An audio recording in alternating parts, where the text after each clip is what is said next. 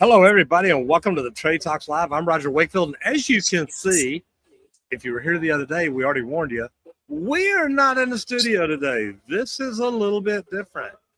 And actually, where we're at Vid Summit here in Irving, Texas. And, man, we're having fun. We are here learning. We literally just walked out of a session with Linus Tech Tips, a great YouTube channel. And if y'all are hearing that popping noise or something like that, let me know. It may just be my headphones. But guys, this is the Trade Talks Live. We talk about the Trade Talks each and every day at 10 a.m. Central Standard Time, as you see, no matter where we're at. And if y'all can't see, man, we got people moving around all around us, everything in the world going on. Guys, we talk to trades because we truthfully think that the more you learn, the more you grow, the more money you can make. And learning each and every day can help you move up into the top 5% of your industry. And that's just a beautiful thing. But as you can see, I don't do it alone. Sure don't. Good morning, everybody, and happy birthday, Roger. Man, What? if y'all tuned in, check that out. You got in early, got to find out. Happy Whiskey Wednesday, everybody. Happy birthday, Dad, man. And I am Henry Wakefield, aka Squirt, as you see down on the screen. 20-year pipe fitter by trade. Family full of plumbers, but now I get to run LeakPro. And guys, I love it. And we do want to thank LeakPro for sponsoring today's episode of the Trade Talks. But I get to build the most precise leak detection system for professional plumbers. And when I say the system, guys, I'm talking about the complete kit. It's the business in a box. Comes with the probe, the T-handle style, super durable for probing in and out of the ground. That's what we love for that. Meter to the home service, irrigation lines, things like that. But then also in that complete kit comes that sidekick. It's one of my favorites. It's the pistol grip style with the aluminum rod. And that aluminum rod eliminates the layer of concrete so you can listen right through slabs, driveway, sidewalks, anything. So guys, check out the complete kit at our website, leak.pro. And if you want, you can give me a call also about the training at 8888 LeakPro. And we do this because of what I started on YouTube 7.5 years ago. And guys, I started doing YouTube to grow a plumbing company, and it worked. We literally grew the plumbing company. We grew it. We scaled it. We sold it. Now what we're doing? Well, we do social media. But I teach people about YouTube and teach them that, look, if you really want to grow your business, I don't care what kind of business it is, this is something you should be doing. So if you want to learn more about it, go to justmetroger.com, where I've got a free webinar where I teach people how to do what I do, how to do YouTube. If the webinar is free, it teaches you don't need a lot of expensive equipment. You don't need a lot of views. You don't need a lot of followers. We come here and learn stuff, and we get out there and teach it to y'all. But if you want to learn more about that, go to justmetroger.com. And we also are sponsored by Residential Service Professionals.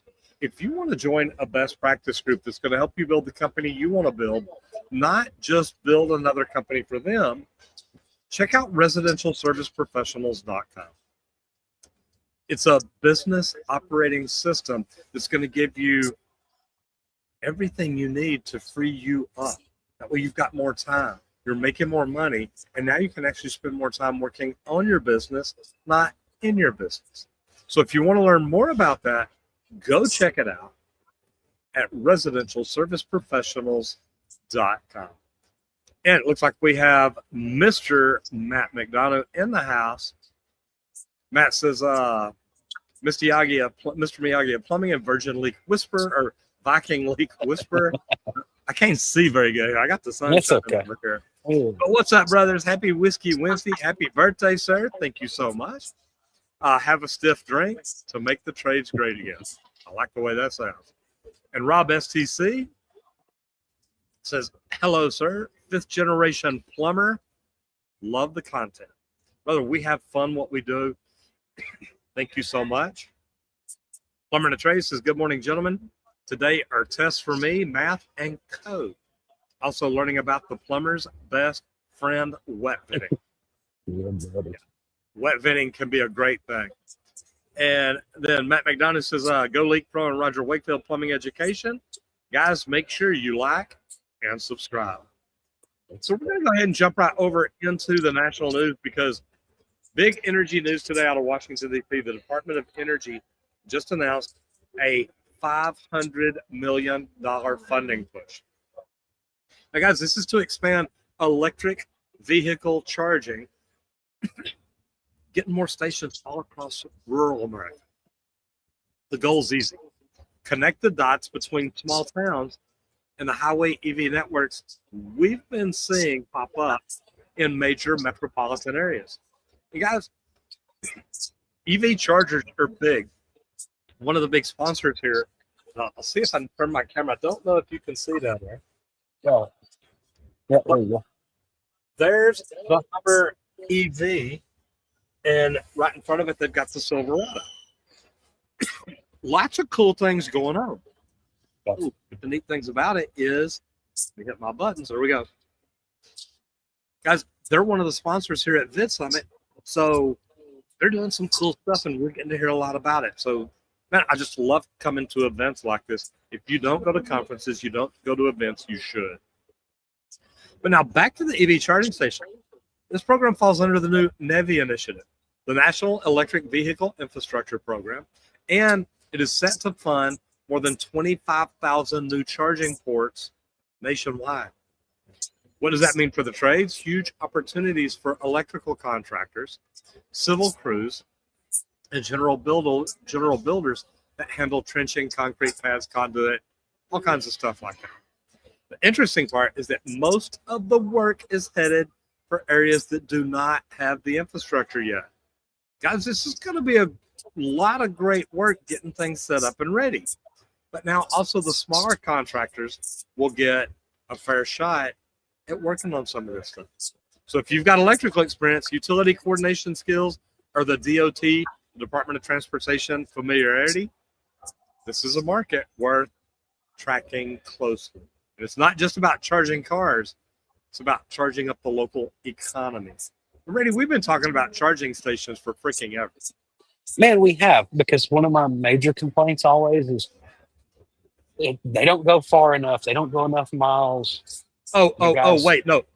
Quite contraire. I know. I was going to say, what did we just hear a while ago?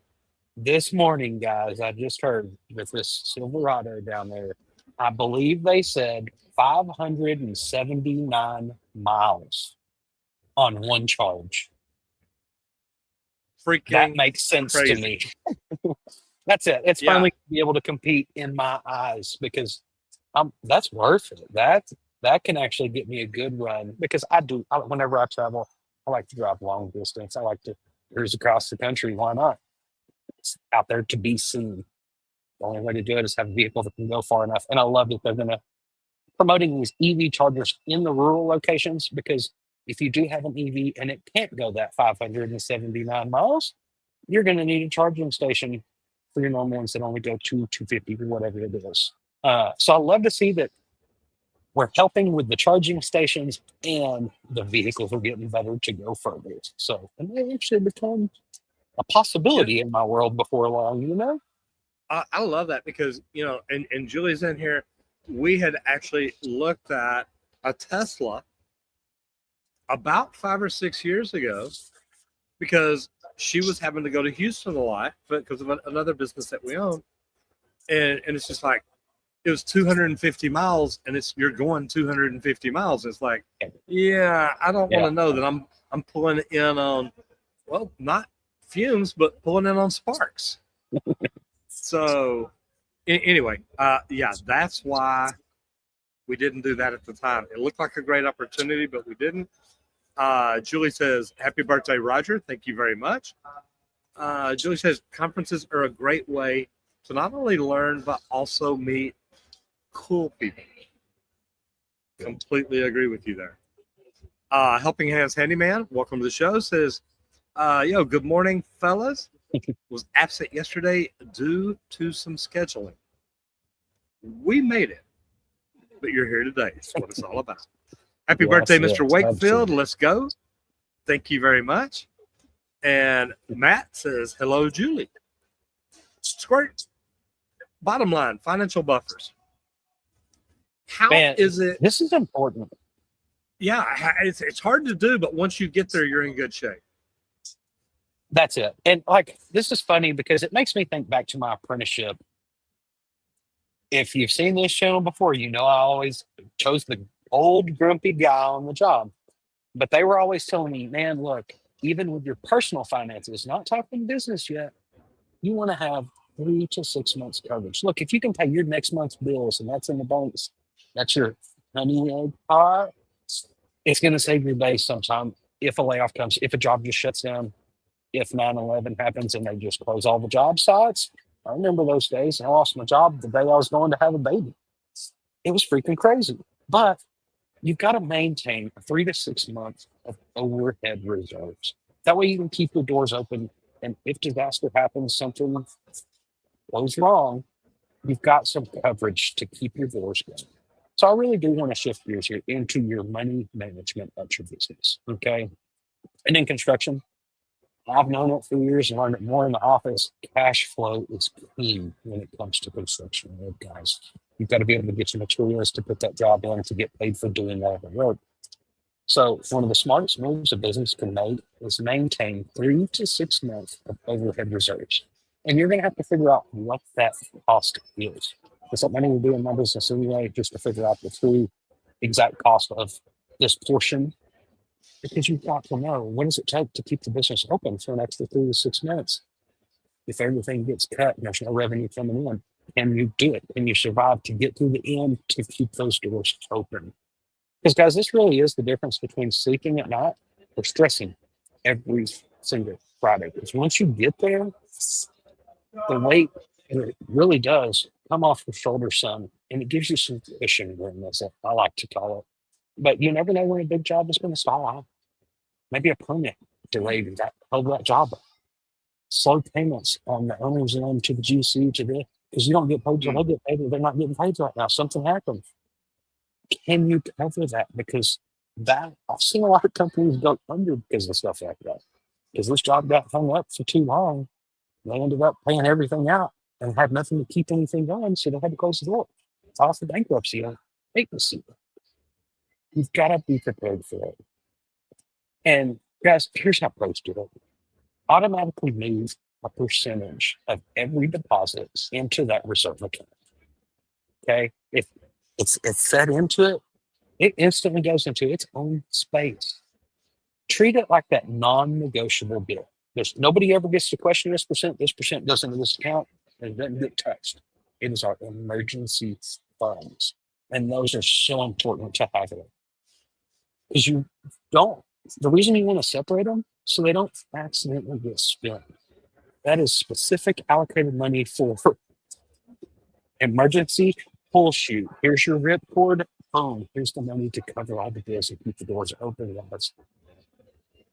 It's going to take some time. Let's start small, guys. Okay. A week. Build up a week's salary limit. Build up a couple weeks. Get a month coverage. Then start pushing for that 90-day coverage to where you're out to that 180-day coverage. So 6 months. You can keep the doors open, you can keep all your bills paid, and you don't have to worry about that. That feels so good. But the discipline matters more than the dollar amount itself. It's that percentage. Just like I said, if it's a small job, 10% goes. If it's a big job, 10% goes. Whatever percent you figure that out is, it gets put into that account no matter what. But this also helps build confidence big time because when opportunities come up, you can say, yeah, without wondering if payroll's going to bounce or if we can handle it or if it's like, look, I know I've got 3 to 6 months coverage. Yeah, we're going to take that job. Let's jump on it and get going. And we know we've got some money to get it going. So create an emergency fund that's keeping you that coverage for 3 to 6 months. It takes time. But when you hit the end of it and you have it put up, you really do feel the stress just go away because you know that you're covered. Yeah, and the thing is, it's scary. It really is. Starting a business itself is scary, but you've got to watch your money, and this is a great way to do it. If you put all your money in one account, it's easy to say, well, we need this for bills, we need this for this. So putting up those reserves can help you and they can really help you a lot. All right, Rob, I like this bit because Rob says, any advice for a small business? Taking over the father's plumbing business in the near future. I'm the 5th generation in my family. And Rob, what I'll tell you is, and Julie Jones is in here, and she's part of Residential Service Professionals, and we talked about it. It's a sponsor. If you don't have the right software, if you don't have the right advice, I mean, you're chasing your tail, and we know because we did it for years. But joining a best practice group, a good one that's not going to make you change and do everything to build their company, and that's getting the right systems, operations, and processes. To me, that's what makes things work. So if you want to connect her with Julie Jones, you can find her on LinkedIn or go to residentialserviceprofessionals.com. Helping Hands says there's a slight latency issue with Squirt's location. Wow. Huh. I don't know what's I'll happening. keep an eye on it. Yeah, it looks good from here. I'm hearing a little bit of static and I don't know. I think my headphones are kind of messed up. I hadn't worn these in a while. Yeah. Jeremy John Senior says, good morning. Thanks for the knowledge. Very informative, or very important for small businesses to understand. I'm still in the process of getting things stable with my business. I love that. But after a complete restructuring this year, I'm confident we'll not just survive, but thrive this next upcoming year. Again, Jeremy John, I tell you, just like I told Rob a while ago, getting the right software, the right AI, the right forms, the right hiring processes. If you don't have a business operating system, it's tough. You may want to check out Residential Service Professionals. It puts things in place to help you plan your growth and then grow. Matt McDonough says money is best used if you have a budget for the different sections of the business. And I knew a guy one time that literally had like 15 different accounts that when money went in, he knew what percentage went here, what percentage went here, what percentage went here. If you start spending too much money out of your material account, it's like, hey guys, we went over here. What's wrong? And you start looking at things and trying to figure that out. So Matt, you're right. It's something you've got to look at, something you've got to look at from the very beginning and stay on it. All right, so we're going to roll over into safety real quick because we're going to talk about hearing loss risk and why sometimes the softest PPE matters. But hearing loss is one of the most overlooked hazards in construction. OSHA data shows that roughly 30% of long-term tradespeople experience measurable hearing damage midway through their career. The fix isn't high-tech. It's often about comfort and compliance. Soft PPE like the silicone foam ear inserts, guys, those can make such a big difference in whether crews actually wear the protection or not. The new Bluetooth-enabled models even allow communication on site without removing the plugs. Now, I've got some that I can wear at the gun range. You put them in, you turn them on, they're electronic. You can hear the person next to you talking, but when you're shooting your gun, you barely hear it. Long exposure to grinders, impact tools, compressors, things like that adds up a lot. And it's not just about the one loud bang. It's about being around it for hours at a time. Rotate workers out of the high noise zones. Get them to take breaks. Get them to go outside where it's not loud. Use quieter tools when possible.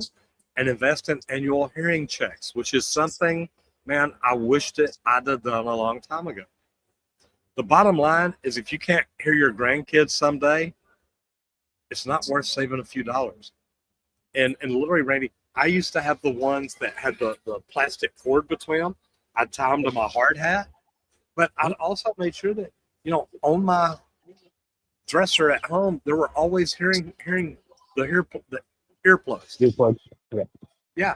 And I mean, Guys, the companies will buy a box of 100 of them. They don't cost them that much, and they'd rather do that than have you have hearing problems and have to go to the doctor. That's it. And guys, like it says there, if you can't hear your grandkids someday, guys, for the tonalities that the first hearing that you lose, sorry, ladies, the first one that goes is the tone of a woman's voice, the pitch. Next is your grandkids. Do you want to be that old guy that can't hear your grandkids asking for ice cream or asking you to tell that next story or something? Protect your hearing. Yeah. It's something, I think Here's about the it big like one. shooting in the studs. People used to be like, "Oh, that's so loud." You need to warn us. And it's like, you're not constantly around it all day. The guy that's doing it is constantly next to that gun, shooting it in everywhere that he goes. He needs it. You're just in the room and you happen to hear one go. You don't need it because it's just that one time that he was saying. It's that continuous loud noise area that really starts to just tear into your home. So keep that in there. And to me, the bottom line is, if the next time your kids or grandkids tell you they love you and you can't hear it, you're going to regret it. All right. That's it. New construction. And this is something we talk about quite a bit because the transit-oriented development, and this is all near the new train lines. Because all over the country, new train corridors are creating construction booms. Dallas, Phoenix, Chicago. Every new stop brings a wave of mixed-use development, apartments, retail, parking structures, MEP work that goes with every bit of that. The transit-oriented development isn't just for big cities anymore. Smaller towns are zoning for walkable neighborhoods, which is great for lead points. You get walkable neighborhoods near these new lines, it is amazing. A lot can go on. And for contractors, that means bidding on everything from underground utilities to vibration isolation systems and soundproofing. With billions of dollars in federal infrastructure spending hitting rail, guys, it's coming to the rail and it's going to keep growing. But this is one of the strongest long-term pipelines of work that we've seen in years. If you've got civil or mechanical experience, you're in a sweet spot for these contracts. Guys, the rail's just going to keep on growing, and there's all kinds of work coming in around it. That's it. I was going to say, we talk about a lot of these projects that are going. We talked about the infrastructure. We talked about the rails. We talked about the roads and the bridges and all this stuff. Everything that we end up talking about, guys, it leads to more work as those areas get busier and bigger. So it leads to more construction in these spaces. So don't just bail out on the area. Now we've got small communities that are going to start turning into small city hubs and stuff for people. And I love to see that we're starting to expand even a little further to these smaller spaces. So it's a great deal. All right, I'm gonna jump down here to Rick. Rick says, Rob. "What would you say is the Rob? Yeah, I'm sorry. I'm thinking about Rick, our videographer, a minute ago. Mm-hmm. What would you say is the fine line though between getting too many hands involved versus staying mom and pop?" And Rob, what I love about your question is I don't believe in getting hands involved. I don't want a lot of people coming into my office and now people are like, man, I've got 10 bosses or 10 people telling me what to do. I don't know what to do.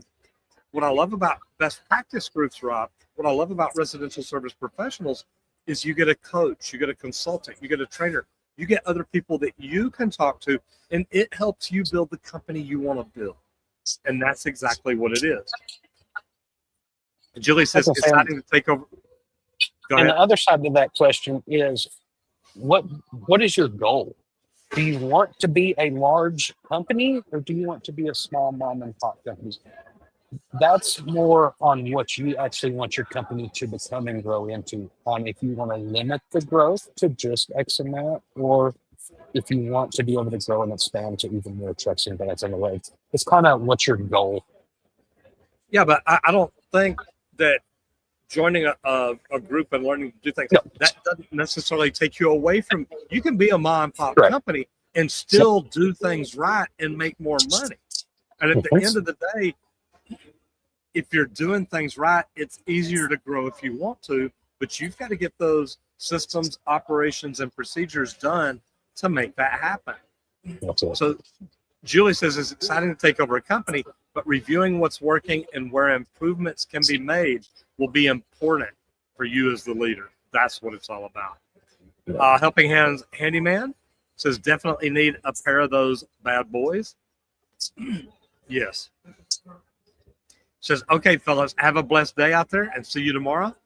Great seeing you in here. Have a wonderful week. And whatever you do out there, stay safe and hit it effing hard. All right, mindset growth. Randy, and you know, it's funny, we were on in there with the session a while ago with Linus Tech. And he literally, he was literally, this was his fourth slide. This was his D section. Turning failures into lessons. One of my favorite things to do on a job. Hey, have you ever failed Learn from your mistakes. Oh, yes. Sure have, but guess what? I didn't really, because I didn't leave at a failure. Yeah. I overcame that failure to complete what I was doing. And that's what this boils down to, guys. But you've got to be real with yourself. In this industry, we all screw up. It happens to human beings. It's okay. But the key is to avoid making that mistake again. Okay? You have to learn from mistakes. That's the key here. And every good leader will do a project debrief. A sit down after the dust settles, after everything's done, after everything's around. What worked? What didn't? What needs to change next time? Just like what Julie was saying there a second ago. What's been working and what's not? What do we need to do to get better? This is the same thing, guys. Take those failures and learn from them. Implement it, make it a little better, a little better. That's going to change it. But the smartest foremen and business owners, they actually document this. Okay? They use the lessons to update the SOPs, all those standard operating procedures that we built. If something needs to change there, this is when it gets done so that we change the full procedure for every job.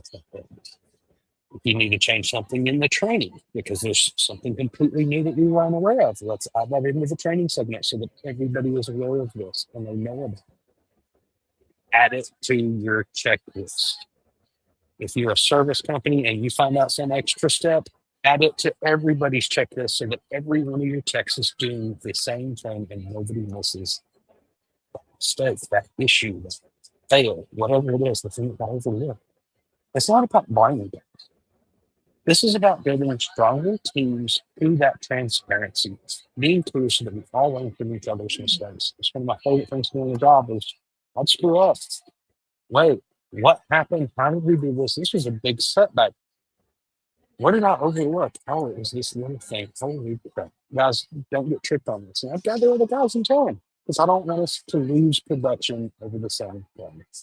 But guys, if you're really willing to admit where you fell short, you set the tone for your crew to own their growth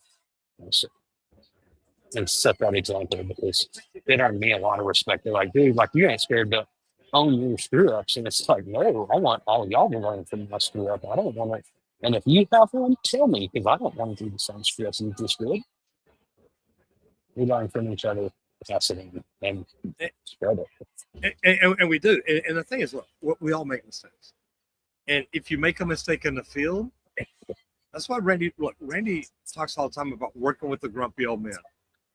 Guys, you watch them and you learn the way they do things. There's nothing wrong with saying, well, you're teaching me something new. I don't want to learn it. No, learn it. Because then later you may do something you think, man, I'm messing this up doing it this way. But I know another way to do it. And learning from your mistakes is one of the greatest things that you can do. It really does help. All right. Rob says 4 to 5 trucks. Says I would still be in the field. I don't want to grow too much that we have to try to compete with corporate. I get that. A traditional mom and pop company with a string following is our goal for growth and maintaining the standard for great plumbing. And Rob, I love that. At 4 to 5 trucks, you should be doing anywhere from 1.2 million to 3 million. And getting systems and processes in place make that work. And that's exactly what it is. Lori McNeil jumped in, says, happy birthday. Says, what a great way to spend your birthday doing what you love. Man, learning YouTube. Boy, you are right there, Lori. Thank you so much. Oh, I thought you were talking about hanging out with me all day. Dang. Oh, well, I get to do that every day, man. I'm so blessed that way. Miguel Santana says, hi, Roger. Says, thanks for all your videos and everything you do. I've noticed it's been slow for plumbing services. Do you have any idea what's going on? Besides the obvious, we are doing local service guaranteed and SEO for 4 years with a company by the name of K Business. What are your thoughts about SEO? Well, number one, SEO is a requirement. If you're going to grow a business, you got to be doing it. It's huge. Man, you could reach out to me on LinkedIn, send me a message, and I'll talk to you because there's a lot of SEO companies out there ripping people off. But we can look at your website and see what's going on if you want to reach out to me. Connect with me on LinkedIn and send me a message. And then Roe Rogers Air Conditioning and Heating says there's so much advice out here for people with 4 to 5 trucks, not enough on how to get out of the truck. Any advice? Yeah, I don't know if you've been in here long or just jumped in, but I'm fixing to talk about residential service professionals, and it's something that could be really good for you. Go check out residentialserviceprofessionals.com. So residentialserviceprofessionals.com is one of the sponsors for this channel. And the reason being is residential service professionals gives you a business operating system to help you do things right. And if you can do things right, you can get out of the truck and work on your business and not in your business because you're building systems and processes. And actually, they help hand you the systems and processes. A business operating system gives you the tools, the templates, the guiding, the coach, weekly coaching calls, accountability groups, people to talk to and bounce ideas off of. And if you do things like that, you start getting things in place to where you don't have to be in the truck all the time working. And I remember I used to be in the truck, and then we started learning how to grow. And it may not be growing in size, it may be growing revenue with the same amount of trucks and same amount of people we have. But learning to do things like that is what it's about. So if you want to learn more about it, go check out residentialserviceprofessionals.com. And also, I get to sponsor this channel as Roger Wakefield because I've got a whole nother channel called Roger Wakefield Plumbing Education. And what I do is I teach people how to do YouTube. And I teach them how to do YouTube to grow their business without just throwing a lot of money at marketing companies where maybe the SEO people are ripping you off. That's what happened to me. If you want to learn how to do social media, it really starts with YouTube. And I've made a free video, a free webinar. You can go check it out at justmetroger.com. Check it out. Learn a little bit about YouTube, and maybe you'll think, hey, we could do this to help us grow too. That's cool. And everybody, this episode is also sponsored by LeakPro. And we do training, guys. We have a hands-on training program that teaches plumbers how to locate slab leaks and do it immediately. You don't have to tear it into the concrete, guys. And that's the major part here. Zero tearing up the concrete with our equipment, guys.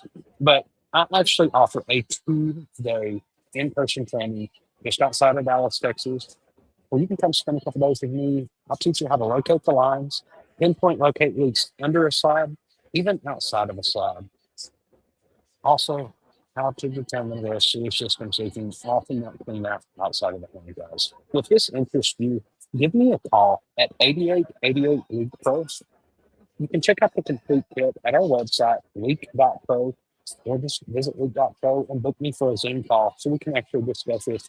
Because adding leak detection in-house instead of outsourcing it really does open up a lot of opportunities to keep revenue in your business and not actively detecting those. So give me a call, once again, 8888 LeakPro.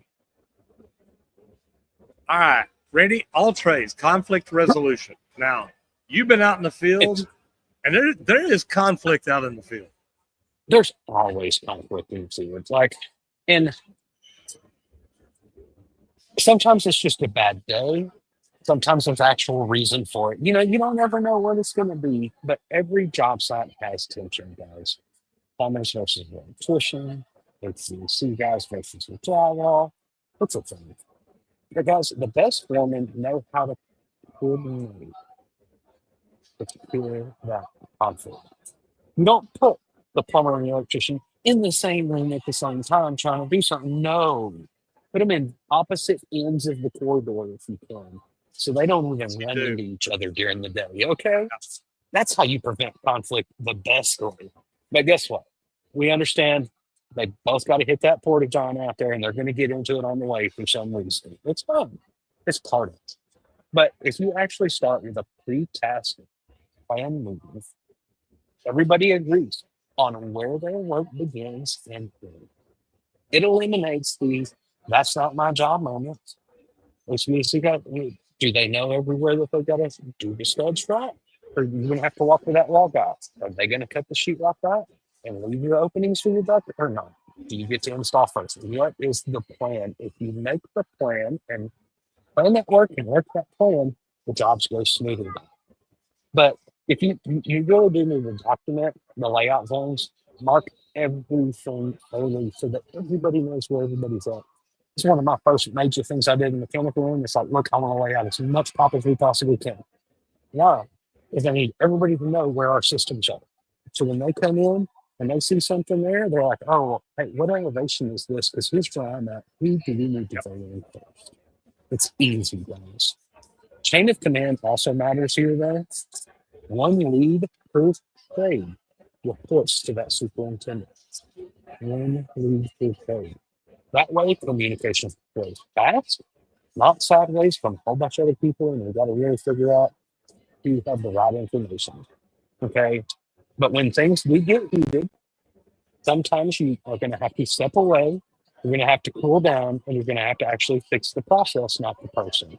Okay, and we're all building the same project, guys, and clear respect keeps everybody safe and productive throughout everything. Guys, If you as y'all see, can see, yeah, man, there's all kinds of people moving around right now. It's in between the sessions. Got another one coming up here in a little bit. But guys, the chain of command matters. You've got to understand each different room has a hierarchy. Each hallway has a hierarchy. Plumbers are normally top because our pipe has to fall and have grade. Then it normally goes to size. It may be the pipe fitters with the biggest pipe, or it may be the HVAC guy with the duct. So make sure you see it, watch it, understand it, know it. Now, I'm going to jump into laws and licenses real quick because city building codes adopting net zero mandates are growing. Across the United States, cities like Denver, Seattle, New York, they're enforcing net zero construction mandates by 2026. I got authorization to do it from one of the guys that works the facility. Ready. Yeah, I'm muting. Hold on. Okay. Me and Randy fixing to get kicked out of here. Okay. Sorry about that, Square. By 2026 and beyond.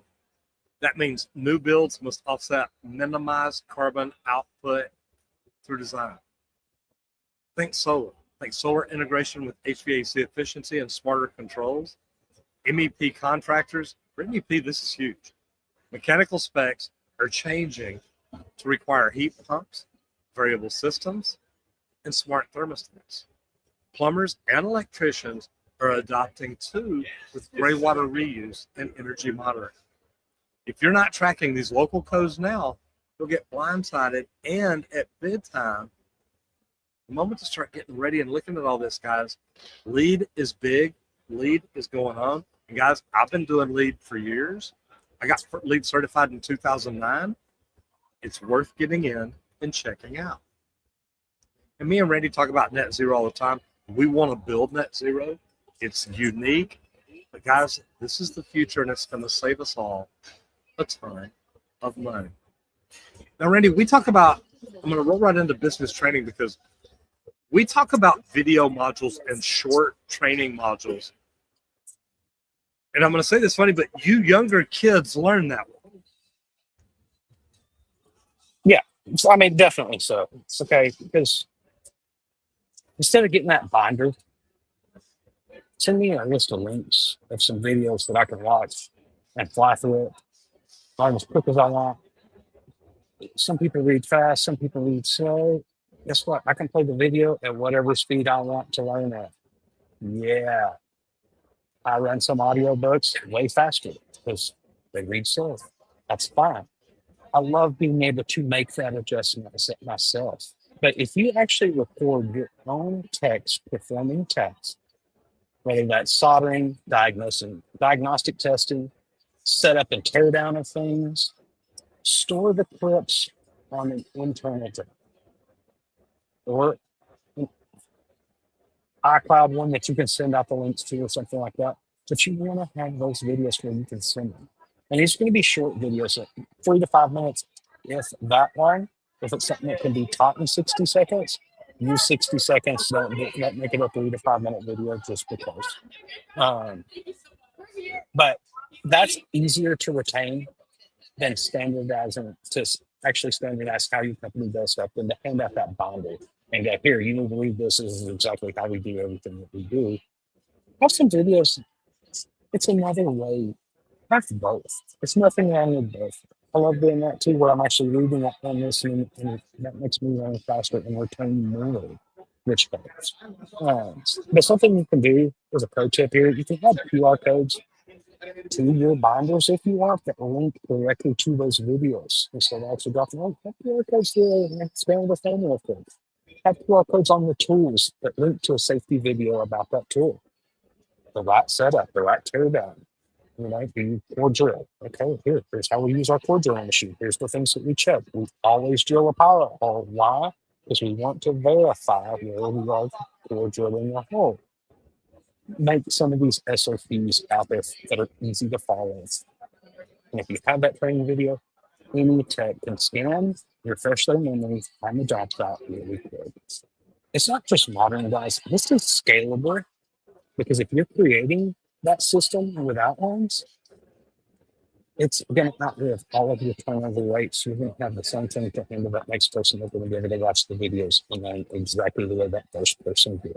That's what I think. I love it. I love the idea of putting the QR codes in the binder. That way, if you've got stuff that they need to read, maybe it's a form they need to see, and they're like, "Look, this is our invoice. This is our estimate. You've got to fill it out like that." And you have a QR code down at the bottom of the training manual, and go in and click it. Now you've got a video of somebody actually filling it out, and they can talk them through it. So, man, I love stuff. This is great. All right, so we're going to run the vehicles now in fuel card management and the audit practices. Fleet management may not be glamorous, and it's normally not, but it's where thousands of dollars get lost every single year. When you assign cards to vehicles, not drivers, that way you know exactly the mileage, how many miles is being driven. Accountability stays tied to the assets. If you assign it to a person, the person can go home, fill up his girlfriend's car, and when they're like, "Man, did you buy $40 worth of gas yesterday?" It's like, "Yeah, I had to fill up gas cans to, put in my truck or do something for this job." It's harder to track.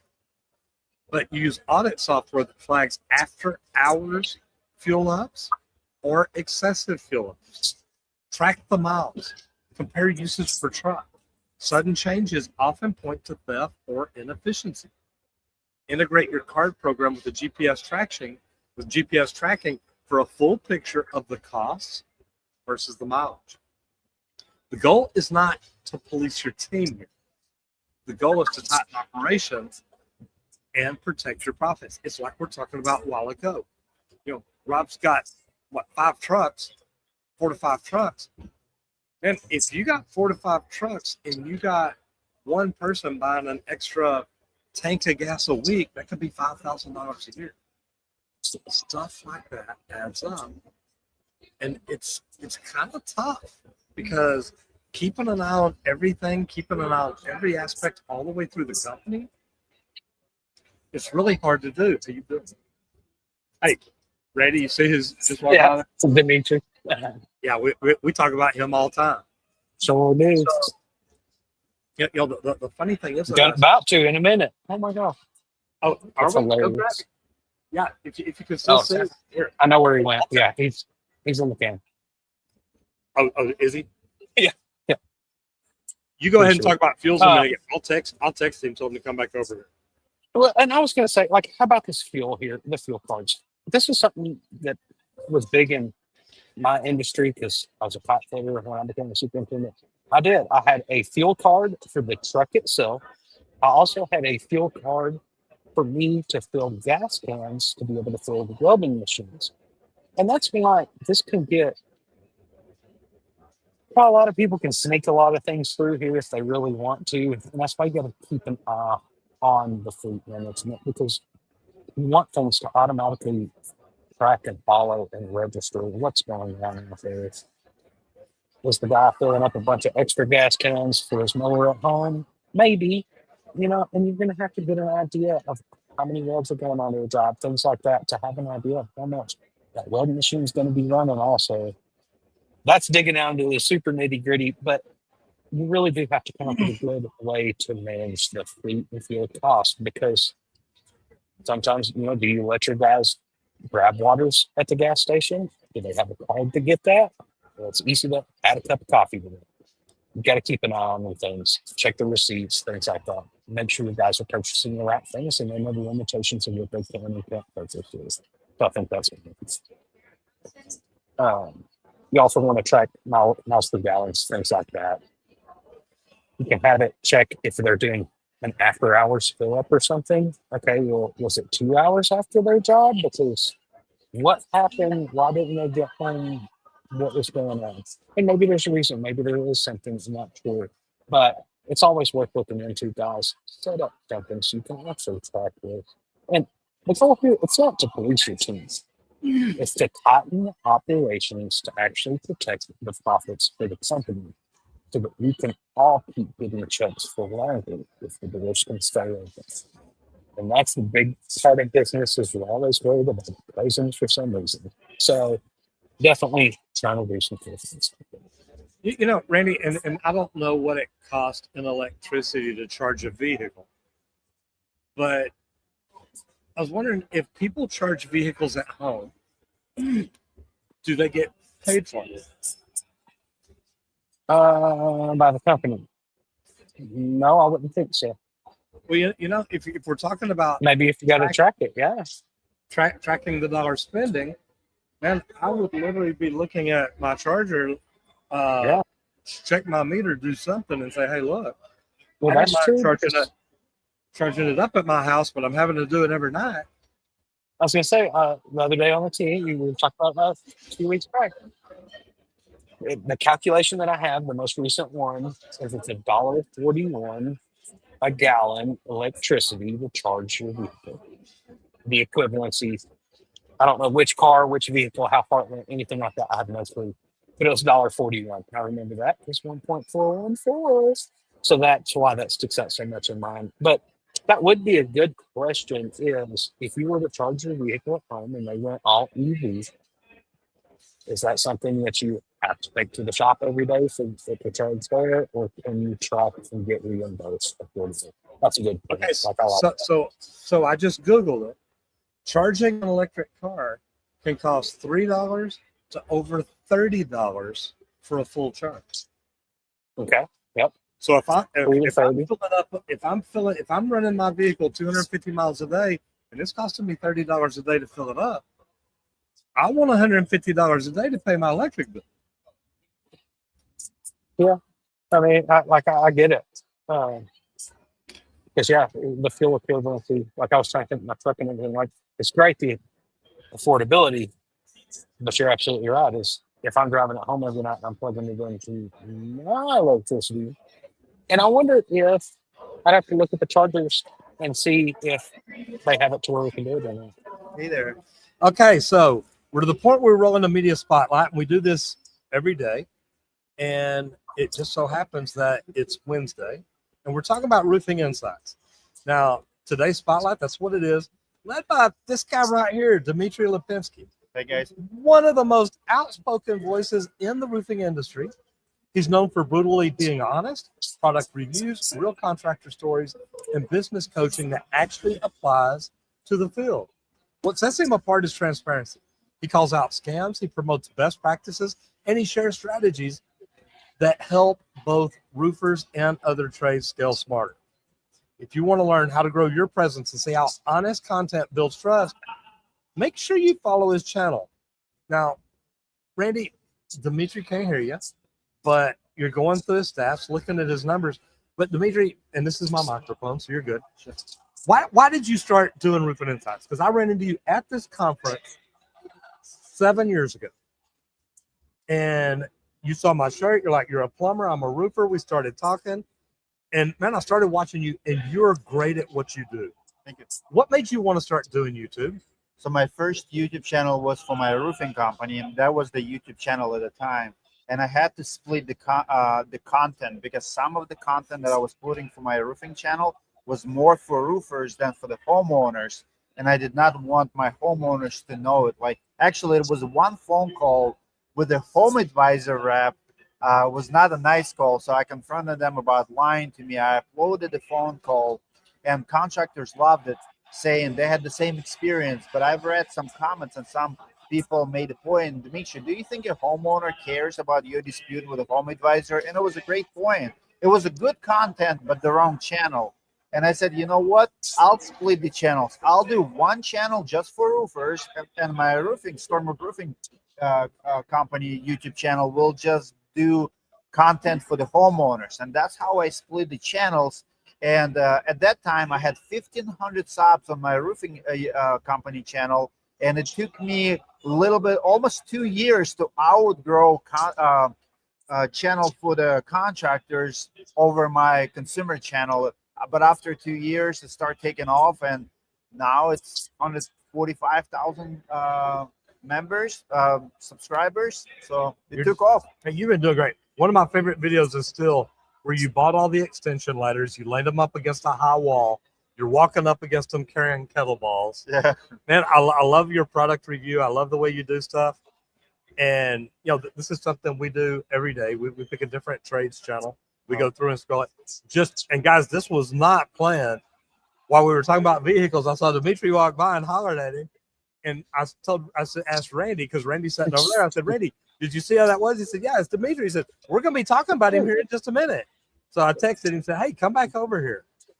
Man, it's so neat to see what you do for the trades, for roofers especially. Guys, he's got a roofing conference. It's phenomenal every year down in Florida. What are you doing nowadays? I have 4 businesses. We actually launched underlayment business. I sell underlayments to roofers. Now we sold a couple $1 million of underlayment already. I start selling in December. So pretty much I have my product. We have a platform that connects homeowners and contractors. So I have 550 contractors on my recommendation list to the homeowners. We do transactions every single day. We're like a warranty company. I build businesses on the back end of my YouTube channel, of my audience. I love it. Well, man, thanks for everything you do for the trades. Thanks for everything you do for roofers. Your content's great. And guys, if you're a roofer, if you've ever thought about getting in roofing, definitely subscribe to this channel. See what it's all about. Check it out. And, man, great person Thank to you learn for the from. spotlight. Brother, thank you for being here. I appreciate it. All right. So that's good timing. Good timing. Man, yeah, you couldn't plan that any better, could you? I couldn't have planned it no better. I know, because it's funny. Right as we finished vehicles, because I texted him. I said, "Hey, man, come back over here. We're fixing to talk about you."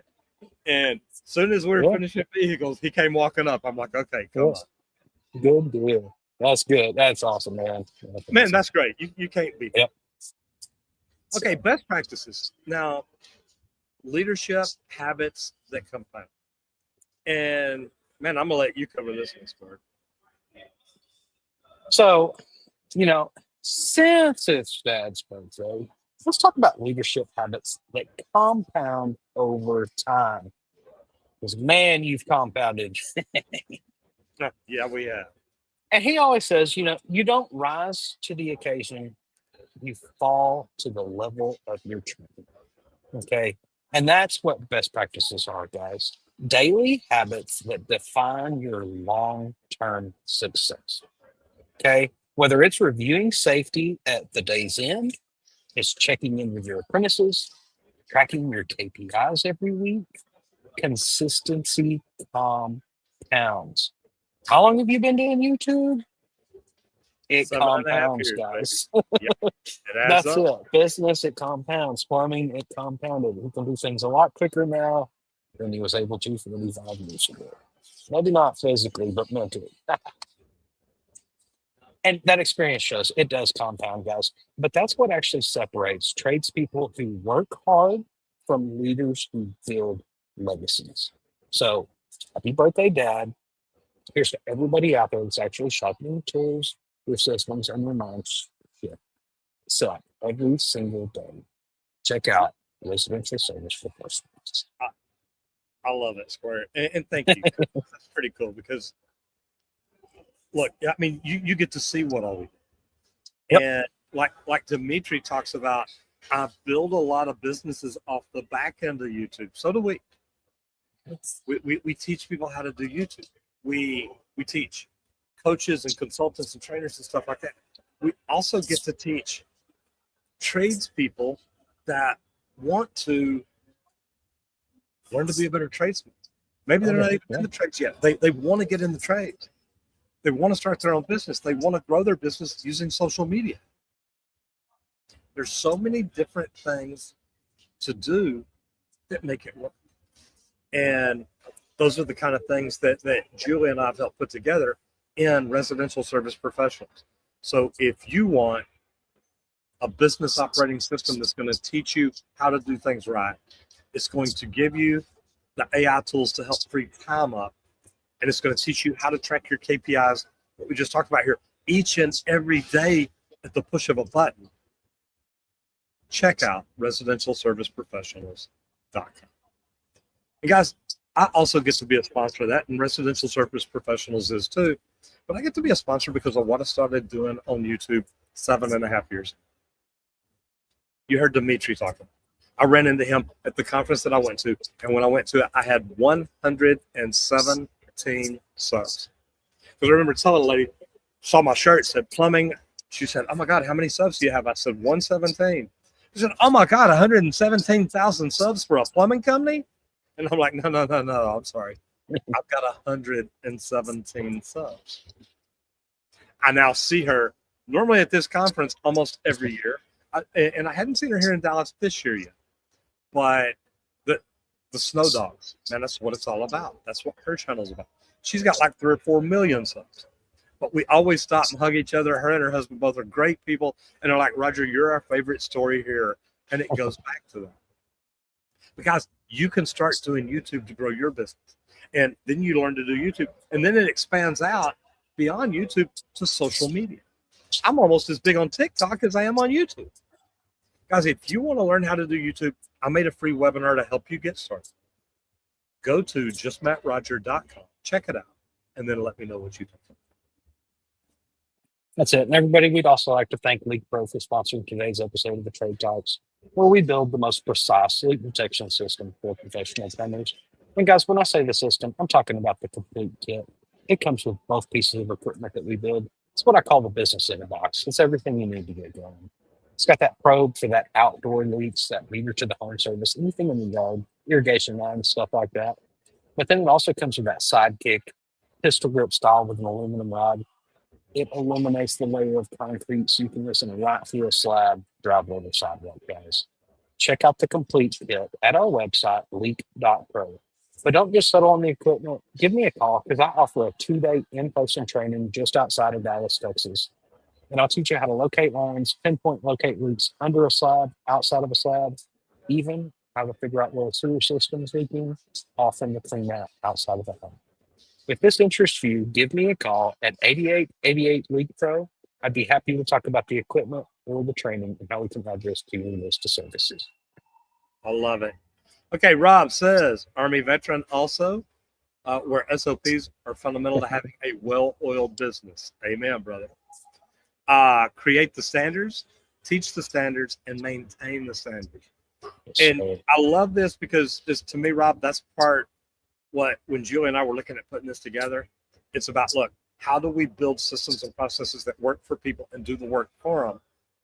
A lot of people out there don't even know what the standards are. So I love that you put it. Julie Jones says getting out of the truck is difficult. It's very difficult still, but it can be done with a strategic plan. Matt McDonough says, go LeakPro and Roger Wakefield Plumbing Education. Gentlemen have to go be a hero. He does it every day. Happy birthday. Thank you so much. Enjoy your day, and keep doing awesome things. Stay safe. Love you. Bye, brother. Love you. Be good. Stay safe out there and keep being a superhero. Joe Jones says Roger has embraced getting better 1% every day, and it's helped him grow into the person he is today. Julie, thank you very much. You're amazing. Appreciate all your help. Love what we're building for tradespeople with residential service professionals. I really do appreciate it. Spark, thank you. Working with you is amazing, and getting to do it every day, talk to tradespeople. I have an amazing life. So thank you so much. Everybody out there, whatever you do today, and thanks to the team in the office that I know Elizabeth's in there working right now. People are taking care of things for us. Thank you all. We do appreciate it. Remember, whatever you do out there today, do it safe and take care of your people while you're having fun. That's it, man. Happy Whiskey Wednesday, everybody. Hope to see you back here tomorrow for a fun Tequila Thursday. Happy effing birthday, old man. And guys, get out there and hit it effing hard. We will. See y'all tomorrow. Did you say Whiskey Wednesday on my birthday? Yeah. This could be a problem. Bye, guys. Bye.